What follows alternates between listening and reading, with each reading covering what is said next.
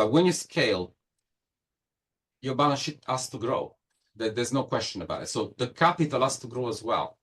So you have to anticipate this. Active conversation with banks, active conversation with the investor, active conversation to finance your inventory, active conversation to finance receivable.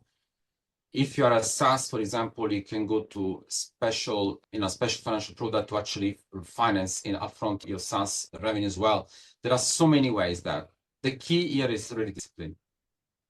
Yeah, it's almost like what I'm envisioning as you were talking was this is a CFO superpower that you're attempting to distill or to have other organizational leaders really be able to have similar superpower.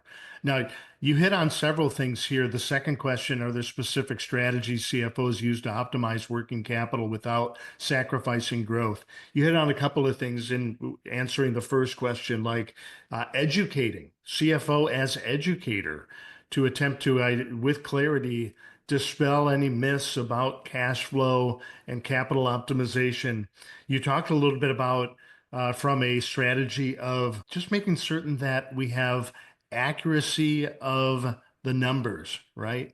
From a quality of those. And more importantly, quality within the forecast by conducting weekly audits, for example. You talked a little bit about, well, it's not the CFO's role to play optimism crusher. Yeah, Their absolutely. Yeah. role to almost play devil's advocate into just to get a gauge on risk. And the last thing, the extreme focus on cash flow.